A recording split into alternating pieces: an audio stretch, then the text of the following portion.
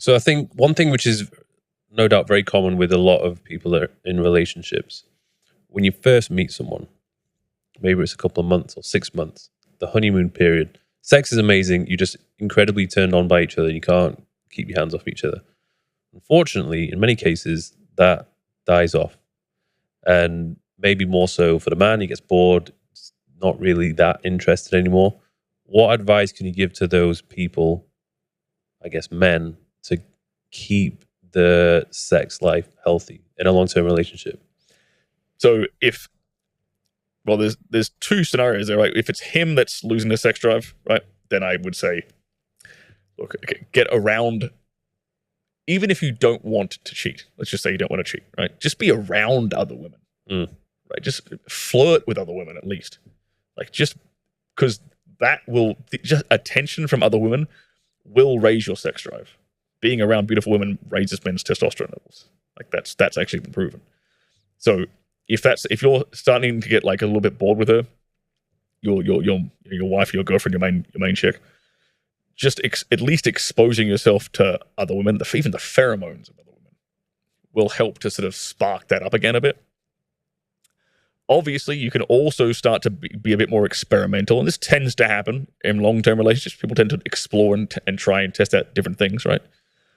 What I would say in regards to that, though, is don't explore too much in the honeymoon stage. While the sex drive and that is still there, we have a tendency, at least I know I have a tendency to do this, is to try and explore do all the cool shit. Like, I want to try this and this and this and this and this. And because you're both in the honeymoon phase, you're both super into each other, you end up doing all this stuff. And then there's kind of nowhere else to go after that. Yeah.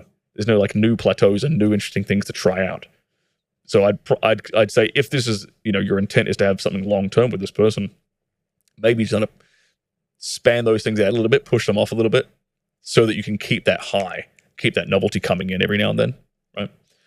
Now, if it's a case of like her not having the sex drive and her losing that honeymoon, he's still keen, but the honeymoon period's gone from her, well, that's telling me that she doesn't respect that guy anymore.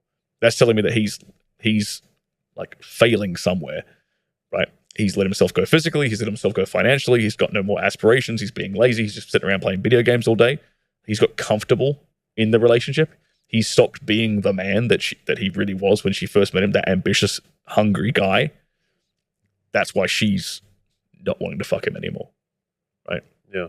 That's why, and I agree with a lot of dudes who talk about this. Like, dudes have got to stay hungry and keep working and keep trying. Like, it's you ever heard of the Red Queen in Alice from Wonderland? No. I think maybe I'm going to bastardize the quote, but I think she says in Alice from Wonderland, the Red Queen is like, she has to run as fast as she possibly can to stay in the exact same place. Yeah. She's like, she's just this character that just sits there and runs, but she doesn't go anywhere. Being a dude is kind of like that in relationships. Whereas just to keep, like, because she got with you because she thought you were a certain type of guy. And that was probably a dude who was like doing well, on the up and up. He had some potential, he had some ambition, he had some drive.